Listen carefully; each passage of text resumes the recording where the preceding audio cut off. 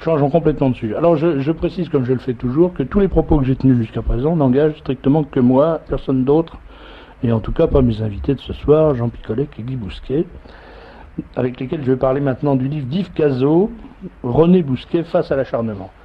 Alors, Jean Picolec en est l'éditeur, Guy Bousquet est le fils du personnage central de ce livre, René Bousquet. Guy Bousquet, pour qu'on sache exactement de quoi on parle, est-ce qu'en quelques mots, vous pouvez dire qui était votre père? Vous savez, je ne peux qu'encourager les gens à lire le livre, parce que nous sommes dans une période, la période de Vichy. À l'intérieur de cette période de Vichy, nous sommes dans une période plus courte où mon père a exercé essentiellement des fonctions de secrétaire général à la police. Il avait précédemment été préfet de la Marne, puis préfet régional. Il faut ajouter qu'il a été un des plus jeunes légionnaires d'honneur de France. Très jeune. Il a eu la Légion d'honneur à 19 ans. On a comptabilisé au cours des procès récents le nombre de gens sauvés. Il y en a eu 10 au cours de sauvetage qui avait eu lieu au cours d'inondations dont on se souvient encore dans le Midi.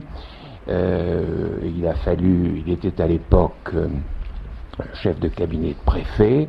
Il s'est, pendant 2 jours, 2 nuits, avec un ami qui malheureusement est mort au cours de ces sauvetages, oui, il a sauvé 100-200 personnes. Et il a été décoré à la suite de ça par le président de la République, et le président du Conseil l'a fait venir à Paris pour lui confier tous les crédits de réaménagement de ces régions dévastées. C'est ça qui a été à l'origine de sa carrière assez fulgurante, puisque, comme vous l'indiquez, il a été aussi le plus jeune préfet de France, le plus jeune préfet régional. Je sais que il a été désigné préfet en pleine déroute française en 40. C'était ensuite il a été préfet régional l'année suivante, et alors jusque là on l'a généralement en dehors de sa biographe, c'est-à-dire Pascal Froment, qui a essayé de découvrir par-ci par-là quelques ronces que j'essaierai d'arracher le moment venu. En dehors de ces quelques ronces, on a couvert d'éloges, encore aujourd'hui, y compris ses adversaires qui ont essayé de l'envoyer en prison et de l'envoyer mourir dans les conditions où tout à l'heure vous évoquiez en ce qui concerne Porte-Touvier. Oui, pour résumer, disons, pour faire image, c'est ce qu'on a toujours appelé en France, un grand commis de l'État. Oui, c'était un grand fonctionnaire, très haut fonctionnaire déjà de la Troisième République, voilà, qui n'a jamais été Révolution nationale, mais qui est resté un très haut fonctionnaire de la Troisième République, qui n'a jamais d'ailleurs intégré le gouvernement de Vichy. Il était secrétaire général à la police, mais extérieur au gouvernement de Vichy. Je sais que vous n'aimez pas personnaliser, si j'ose dire la chose. Vous n'êtes pas venu pour faire des confidences intimes ou raconter des anecdotes personnelles, mais j'aimerais bien quand même que vous répondiez à cette question qui a un caractère un petit peu intime. On a présenté votre père comme un homme extrêmement dur, extrêmement sec. Quelle image avait-il pour son fils?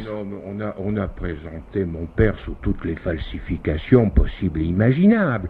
Vous comprenez, pour connaître quelqu'un, il faut connaître les gens qui l'ont rencontré.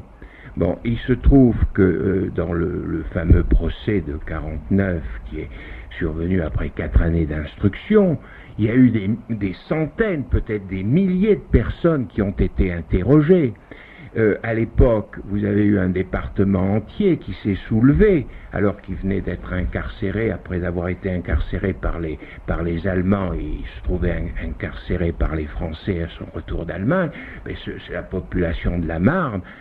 et des départements limitrophes, puisqu'il a été préfet régional, s'est soulevé véritablement, ont apporté des témoignages de tout ce qu'ils avaient fait pour eux et de tous ces efforts. Et ça, en pleine époque de l'épuration. Et justement, au moment où il fallait être très courageux pour le faire, parce que les gens, généralement, ne se précipitaient pas pour témoigner. C'est ce qui a ahuri tout le monde. Bon, ensuite, on a fait des commissions rogatoires dans toute la France, et je ne sais pas s'il peut exister d'autres situations où sur, encore une fois, des centaines de témoins extérieurs à la Marne, reliés à ces activités à Vichy, vous ne trouviez dans le dossier, au terme de l'instruction, que peut-être 2 ou 3 témoignages qui justifiaient une question. On a trouvé 2 témoins à charge. Et le président Noguer disait que s'il avait fallu entendre des témoins à décharge, il aurait fallu plusieurs mois. Par conséquent, on a, vous comprenez, on a attendu, car mon père n'a été finalement inculpé de crimes contre l'humanité qu'en 89, 90. Par conséquent, on a attendu qu'il soit âgé. On a attendu qu'il soit... On pensait même pas qu'il pourrait se défendre. Il avait un cancer, il avait été subi, en cours d'instruction, il a dû subir l'opération des 2 poumons. Vous comprenez, des interventions... Et on l'a retrouvé avec des documents que l'on lui a présentés, qui avaient été évidemment, qui étaient connus à l'époque de son procès de 49, mais qui étaient tout à fait colorés par l'ensemble des témoignages. C'est-à-dire, c'était des documents qui vivaient, c'était des documents sur lesquels il s'était expliqué et sur lesquels il avait donné, c'était des documents qui pouvaient paraître contraires, il avait donné des explications, et ces explications étaient confirmées par des témoins. Puis vous avez eu la disparition, comme il était à l'époque, vous l'indiquiez, un très jeune haut fonctionnaire. Il avait évidemment autour de lui des gens qui étaient beaucoup plus âgés, qui sont morts, et c'est un miracle que nous ayons aujourd'hui la renaissance d'un témoin. Et ce témoin, c'est Yves Cazot. Alors, il faut dire qui est ce témoin, parce que c'est quand même pas n'importe qui. Là, je me tourne vers Jean Picolet. C'est pas, vous l'avez pas trouvé. Tu l'as pas trouvé dans une pochette surprise, ce témoin-là. En fait, Yves Cazot a déjà publié des dizaines de livres chez des éditeurs beaucoup plus connus, beaucoup plus prestigieux et beaucoup plus puissants que moi. Et Yves Cazot a également eu des responsabilités dans la profession, c'est-à-dire qu'à un moment, il était président de la Société des gens de lettres en France, ce qui n'est pas rien. Au cours de cette carrière littéraire, Yves Cazot avait rencontré quelqu'un qui était dans l'édition, et ce quelqu'un m'a présenté Yves Cazot en me parlant d'Yves Cazot. Je dois t'avouer que je ne savais pas, il y a un peu plus d'1 an, qui était Yves Cazot. À la fin juin 95, je ne savais pas qui était Yves Cazot. Je connaissais vaguement l'affaire Bousquet. Je savais qui était René Bousquet. Je savais quelles étaient les accusations qui étaient portées contre lui. Je ne connaissais pas le dossier. Je savais qu'il avait été assassiné. Voilà où j'en étais. Et j'ai rencontré donc Yves Cazot, qui est un vieux monsieur maintenant, puisqu'il a 86 ou 87 ans, mais j'ai été frappé par la vivacité d'esprit de cette personne, qui d'autre part se dit, voilà, j'ai 86 ou 87 ans, il se dit des choses épouvantables sur un de mes amis, parce qu'il dit, René Bousquet est mon ami, et je me dois, au nom de l'amitié, de dire ce que je sais. Alors déjà, je suis, moi, frappé de voir que quelqu'un ose ne pas hurler avec les loups, et ose affirmer haut et fort son amitié pour quelqu'un qui était honni dans la presse, les médias. Et je précise que moi je ne connaissais ni Yves Cazot ni Guy Bousquet. Il y a donc 13 mois. J'ai été frappé par le courage de Yves Cazot, par sa rectitude intellectuelle, par sa rectitude morale, et qui me dit on y va. En fait, il montait à l'assaut du mensonge ambiant. Et là, j'ai appris donc qui était Yves Cazot. Yves Cazot avait été un camarade de travail, un camarade professionnel de René Bousquet dans l'entre-deux-guerres, c'est-à-dire à la fin de la Troisième République. Ils avaient continué à se voir un petit peu à Vichy, puis à Paris, puisque René Bousquet se partageait, vu ses responsabilités entre Vichy et Paris, tandis que Yves Cazot lui-même travaillait toujours dans la préfectorale. Mais comme il ne voulait pas avoir de lien avec l'occupant, il ne s'occupait que de problèmes de beaux-arts. Parce que Yves Cazot, et ce qui est important, et on le met dans ce livre, ce sont tous ces titres de résistance à l'occupant. Yves Cazot est resté haut fonctionnaire pendant toute la Deuxième Guerre mondiale, mais toujours en lutte contre l'occupant. Il avait des titres de gloire à pouvoir dire, il était témoin pour pouvoir dire tel homme est bien et c'était mon ami. Puis son père a été interné, son père qui avait des fonctions très importantes. Avec Daladier.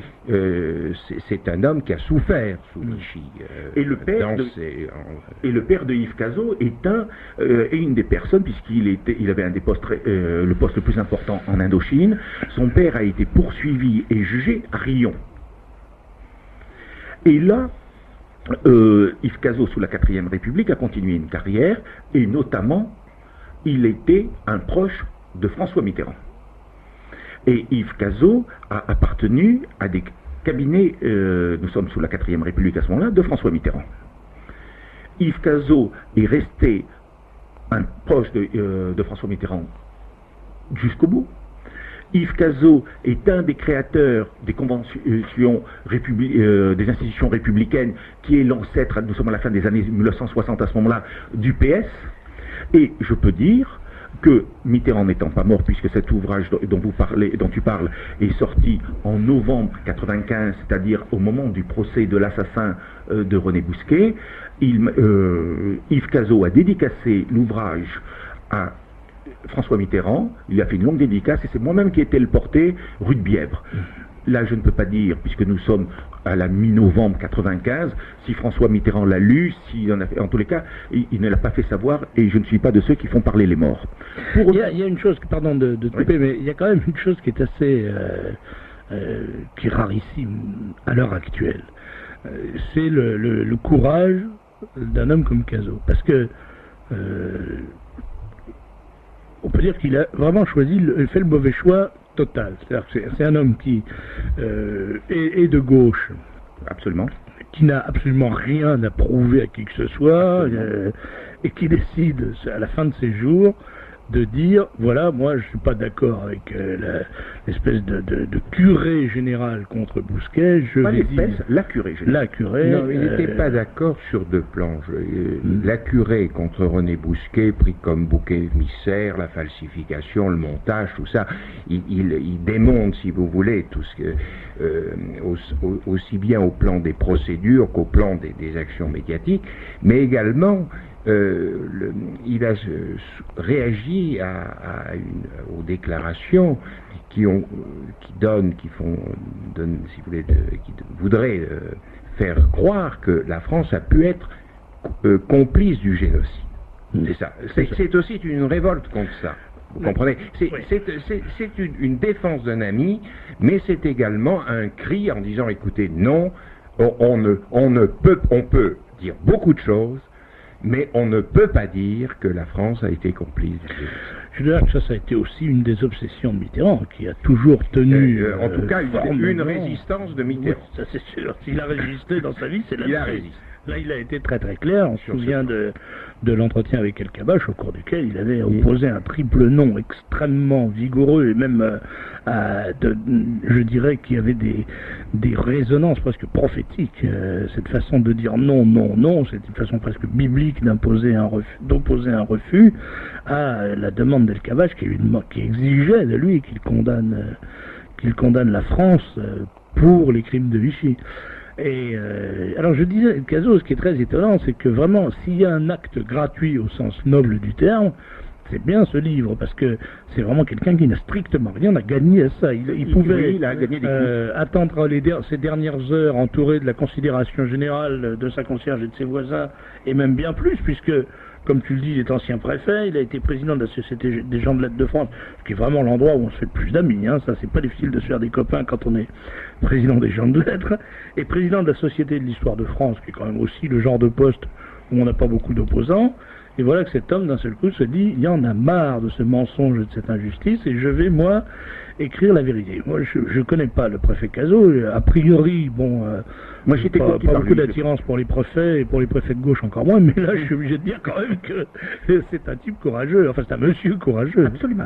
Je ne le connaissais pas comme je l'ai déjà dit et répété, mais j'ai vu la franchise et la volonté dans son regard, alors que c'est un vieux monsieur, mais il a une grande juvénilité encore dans son regard. Et si vous voulez, il représente une conscience. Oui. Et quand on l'entend, et quand on l'écoute, et quand on le lit, je l'espère, on se rend compte de cette conscience, et ça accrédite beaucoup ce qu'il soutient. Alors, moi je voudrais également rajouter, premièrement c'est quelqu'un, puisque tu parlais de la Légion d'honneur, il a la Légion sur canapé. Bon. Il a connu tous les honneurs. Mais pourquoi c'était la révulsion? Ça a été quand on a assassiné son ami René Bousquet, et en gros, il aurait pu appeler le livre René Bousquet, mon ami. Et je pense que c'était face à l'acharnement, c'était mieux. Et ce qui m'a séduit, parce qu'on va me dire c'est un peu simplé, d'être séduit par un auteur qui peut être quelqu'un, après tout, de bonne foi mais naïf. Mais c'est que dans ce livre, il y a plus de 100 pages de reproduction de pièces d'époque. Et alors là, en gros, il y a 3 classifications. Il y a des résistants témoignent en faveur de René Bousquet, des juifs témoignent en faveur de René Bousquet. Je précise, ce ne sont pas des lettres anonymes, ce sont des déclarations par pied en tête et des gens qui disent. Et on a dit des personnalités témoignent en faveur de René Bousquet. Donc ça fait une centaine de pages de documents. Et Guy Bousquet, je vous coupe la parole, il ne faut pas le faire par un avocat, mais vous me je vais ajouter quelque chose. Je vais dire que, parce que ça a été ma participation à ce livre, c'est de fournir des documents. Oui. Et des documents qui ne sont pas aux archives nationales. Certains sont aux archives nationales. On a ressorti, Yves Cazot a ressorti de notes essentielles parce que elles font comprendre l'action de mon père, mais indépendamment de ces pièces qui figurent aux archives, là, tous les témoignages sont des témoignages supplémentaires à tous ceux dont je vous parlais tout à l'heure. Et il a fallu faire un choix difficile, car nous l'avons fait avec Jean Picolec et Yves Cazot, bien entendu, au milieu de centaines de témoignages qui sont encore à exploiter.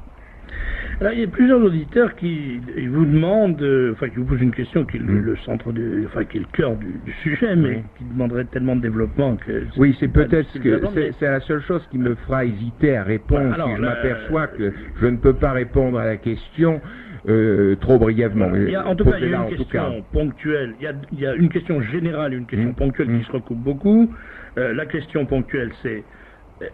Démentez-vous ou confirmez-vous que votre père a été l'organisateur de la fameuse rafle de Belleville? Écoutez, alors là, sur ce point, c'est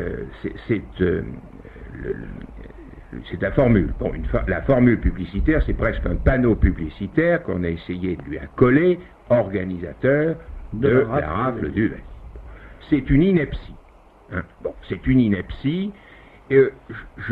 J'invite la personne qui pose cette question à lire le livre, et j'invite également à lire un livre très récent, parce que là on peut dire, bon, c'est peut-être un livre partial, mais j'ai lu ces derniers jours le rapport de M. Raymond qui avait été, vous savez, un rapport avec une commission sur le fichier juif, commission avec des historiens. Bon, après ça, si on dit encore que René Bousquet est l'organisateur du livre, on se moque du monde, vous comprenez? Bon, ce qui est pour surprendre un peu plus votre auditeur, c'est également que je l'ai lu encore.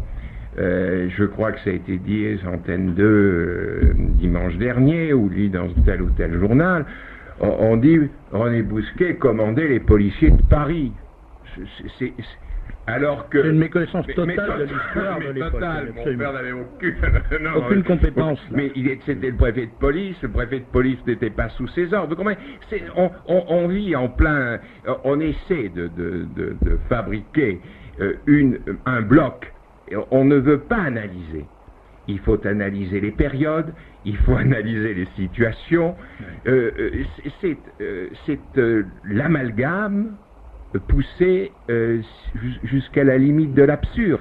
Alors l'autre question, je vais vous dire, au point, une démonstration qui est très claire, c'est que on sait que René Bousquet a été éjecté par les Allemands et remplacé par Darnand.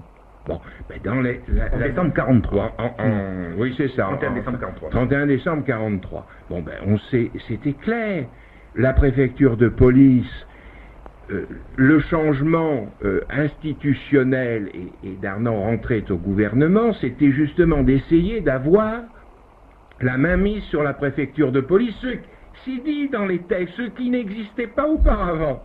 Et même pour Darnand, il ne l'a pas eu totalement, parce que Laval s'est arrangé pour qu'il ne l'ait pas totalement. Par conséquent, vous comprenez, il faut éviter les amalgames. On ne peut pas aborder une discussion qui est une discussion de détail, où il faut pratiquement tout rectifier, tout remettre à son jour, tout remettre à son mois, tout remettre dans un ordre. C'est à mon avis, ça a été fait par Yves Cazot de façon très méticuleuse. Il a essayé d'apporter de l'ordre et de permettre aux gens de se faire une opinion au lieu d'être massacrés finalement par des informations totalement surajoutées, qui se superposent et qui transforment complètement la réalité. Alors la question en général, c'est René Bousquet se considérait-il, ou était-il à l'époque considéré comme un collaborateur au sens que ce mot avait à l'époque des Bousquet? Est-ce qu'il était un exécuteur de la politique de collaboration? Je crois que le document doit être dans le livre. Il est très court. C'est un rapport d'une page. On a trouvé son nom nulle part. À aucune réunion, à aucune partie. Si vous voulez, les critères qui étaient les critères de collaboration ou les lieux de collaboration, il n'apparaît jamais. Je crois d'autre part que le chef de la police allemande je pense qu'en dehors, et je pense que même dans le... Je vais plus loin, et là, je crois... peut-être dans les amalgames, mais on n'a jamais osé dire ou écrire que mon père était un collaborateur. Parce que c'est une... D'ailleurs, la décision de 49, c'est une décision qui est assez unique. On ne dit pas que mon père avait un pied à Vichy et un pied à Londres. On dit qu'à titre personnel, il a résisté aux Allemands. C'est-à-dire, il était sa propre résistance. C'est-à-dire, et donc, on n'a ni à l'époque, ni actuellement, à mon avis, essayer de démontrer qu'il était on parle de patriotisme dévoyé, il y a des formules qui sont imaginées, mais collaborateur, non. Collaborateur, vous avez dans ce livre la façon dont il était traité à l'époque par les collaborateurs. Vous avez, quand je suis... La presse de l'époque était très... la presse collaborationniste mon père extrêmement désagréable avait à craindre des attentats autant des Allemands que de certains Français. C'est dit dans le livre et c'est prouvé. Guy Bousquet, maintenant que je vais vous poser une question, vous pouvez la juger parfaitement déplacée, odieuse, indélicate, mais je suis obligé de vous la poser. Ça m'étonnerait de votre part. Et on a dit, et quand je dis on, je sais de qui je parle, que... si c'est quelqu'un d'autre, je suis plus prudent. On a dit, on a répété que une des raisons pour lesquelles René Bousquet avait subi victorieusement l'épreuve des tribunaux de l'épuration, c'est qu'il était, comme Noguer, franc-maçon. Alors là, ça c'est absolument inexact. Hein. Non, c'est vrai que dans le dossier de l'époque, bon, les exclus, les gens, il y avait les juifs, il y avait les francs-maçons, il y avait les communistes. Il se trouve que dans les témoins dont je vous parlais tout à l'heure, il y avait beaucoup de francs-maçons, il y avait beaucoup de communistes, et il y avait beaucoup de juifs. Bon. Mais, donc, sur le plan de l'appartenance à la franc-maçonnerie, ça, si vous voulez, je suis non seulement affirmatif, je sais que ça a été dit, mais la plupart des auteurs, je peux dire même tous, même ceux qui se sont posé la question, ont finalement répondu par la négative. Jean Picolec, moi, je vais vous donner une précision qui est à la page 307 du livre. C'est une lettre avec paquet en tête de la Grande Loge de France et la lettre est signée du grand maître qui s'appelle à l'époque Georges Marcoux. Nous sommes en 1977. Il écrit à Monsieur Bousquet. Remercie d'avoir bien voulu participer au déjeuner auquel je vous avais convié avec quelques amis de la maison. C'est un grand honneur pour moi d'avoir reçu René Bousquet, etc. Permettez-moi, cher monsieur, de vous saluer comme ami, parce qu'en fait, je pense que vous pourriez être mon frère. Donc, ça, c'est pas une lettre qu'on adresse à un franc-maçon. C'est qu'un franc-maçon adresse à un franc-maçon. Je lis la phrase. Permettez-moi, cher monsieur, de vous saluer comme un ami, parce qu'en fait, je pense que vous pourriez être mon frère.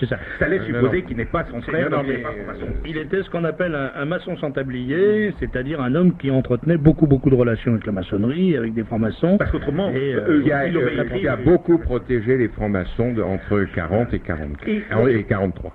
Dans ce livre où j'ai dit qu'il y avait beaucoup de documents, il y a un document qui est reproduit intégralement, mais je regrette, et je l'avais prévu, mais au dernier moment, il y a une coquille qui s'est passée.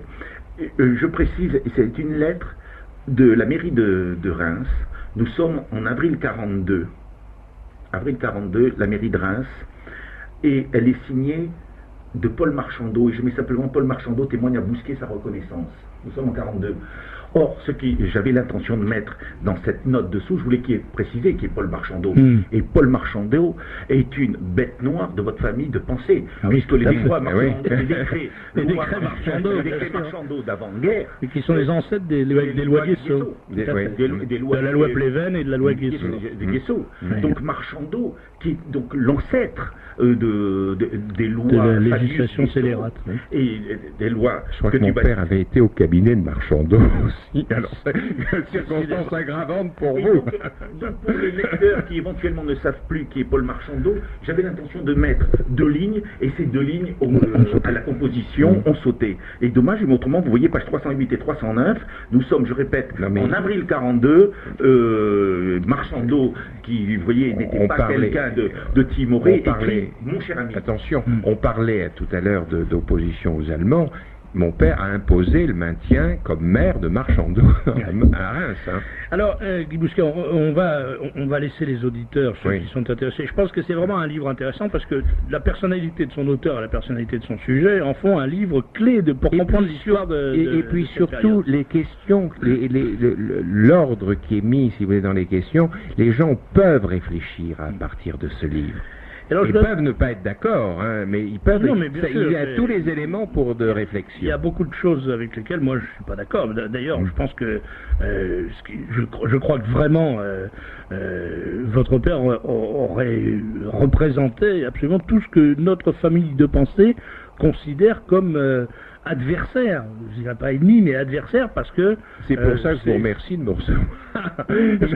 C'est pas parce que quelqu'un est un adversaire qu'on peut accepter une espèce de mise à mort. De mise à mort, non, mais que de cette façon-là. Moi, je ne fais pas partie de cette catégorie de gens qui laissent écrabouiller la mémoire d'un homme sous prétexte qu'il n'était pas de mes idées. C'est vrai que Bousquet représentait beaucoup de choses que je ne partage pas. C'est un démocrate, ce que je ne suis pas, et c'est un homme de gauche que je ne suis pas, c'est un serviteur de la République, ce que je ne suis pas.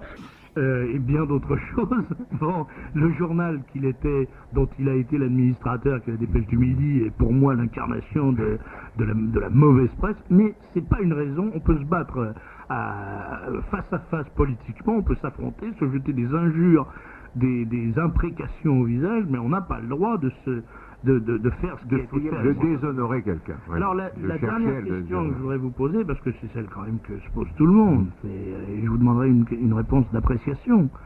Quel était réellement le degré d'intimité, si intimité il y avait, entre votre père et François Mitterrand? Écoutez, je vais vous dire, sur 2 points en tout cas,